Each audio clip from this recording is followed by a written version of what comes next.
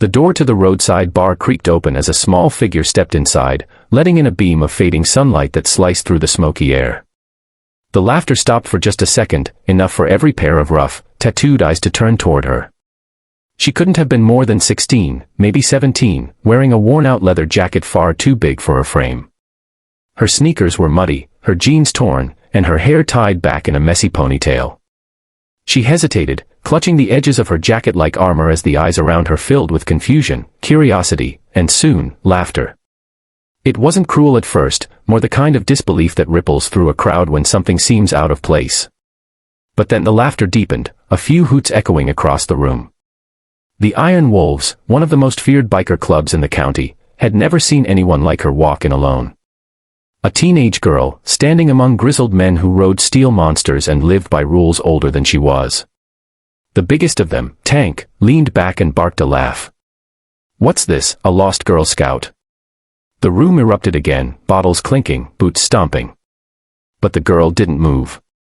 She stood there, breathing slow, until the noise started to die down, and that's when they noticed the patch on the back of her jacket. Before we go further, if you believe in kindness, second chances, and the power of silent courage, please take a moment to like, comment, share, and subscribe to our channel Kindness Corner. Your support helps us spread stories that remind the world there's still good left in it. The patch wasn't ordinary. It was old, its colors faded, but the words were clear: Iron Wolves, founding member. A hush fell over the room. The men who had just been laughing suddenly straightened up, glancing at each other in disbelief. That patch wasn't something anyone could just buy. It belonged to legends, to the original riders who had built the club decades ago, long before most of these men had even joined. The girl turned slowly, meeting their eyes. Her voice trembled, but she didn't hide behind it. "This jacket belonged to my dad," she said softly. "Eli Rivers." A ripple of silence moved through the room like a cold wind. That name, Eli Rivers, was carved into the memory of every man sitting there. He had been one of the Iron Wolves' best riders, a leader, and a man who never backed down from a fight, or from doing what was right. He died years ago in an accident on Route 66, saving a family trapped in a burning car. None of them had seen his daughter since the funeral. And now, there she was, standing before them in his jacket. Her name was Mira. And she wasn't there to reminisce. She had come for help. Her mother's health was failing, the bills piling up, and no one in town seemed willing to lend a hand. "I didn't know where else to go," she admitted quietly. "Mom always said Dad's brothers would never let us fall." Her words hit like thunder. Around her, the laughter had turned to shame. These men, big, tough, loud, were suddenly quiet, their faces softening as the past came flooding back. Eli had been one of them, and they'd promised to look after his family. But promises fade when years pass, and the world keeps moving. Now his daughter stood before them, carrying both his memory and his patch. Tank, the same man who had laughed the loudest, stood up slowly. His voice cracked when he spoke. "Kid, you shouldn't have had to come here alone." He took off his cap, rubbing his hands over his face. Around the room, the bikers exchanged glances, silent nods that meant something unspoken had been decided. That night, Mira rode home in a convoy of engines and thunder.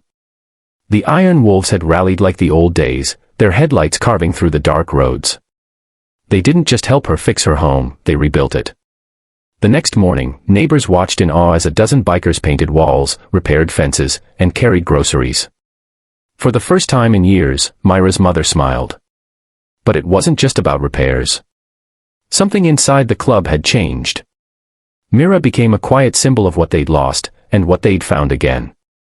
The old loyalty that had been buried under years of pride came roaring back. They started charity rides, delivering food to struggling families, raising funds for veterans, and visiting kids in hospitals, always wearing their patches proudly, always remembering why they began. And at every ride, right at the front, was Mira, riding her father's old bike, restored by the same men who once thought they had nothing left to fight for. The sight of her, young, determined, carrying her father's name, gave them purpose again. People in town began calling her the Little Wolf. Months later, during the annual Iron Wolves gathering, Tank handed Mira something wrapped in cloth. Inside was a new patch, custom made. It read, "Legacy Rider." below it, in smaller letters, daughter of Eli Rivers. As the men watched her sew it beside her father's original patch, not a single eye stayed dry. She looked up at them and smiled faintly. Dad used to say the patch doesn't make you strong, it reminds you who you ride for. The words echoed in the silent hall.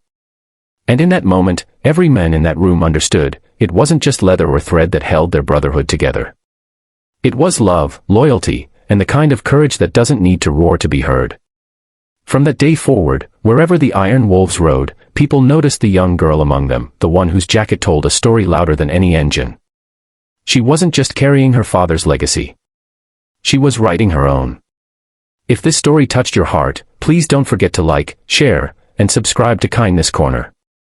Every click helps us share more real stories of love, redemption, and humanity with the world. Before you go, tell us in the comments, what does loyalty mean to you? Have you ever met someone whose quiet strength inspired you? And as the engines of the Iron Wolves thundered down the open highway, the wind caught Myra's jacket, the twin patches glinting in the sun, a reminder that kindness, like legacy, never truly fades.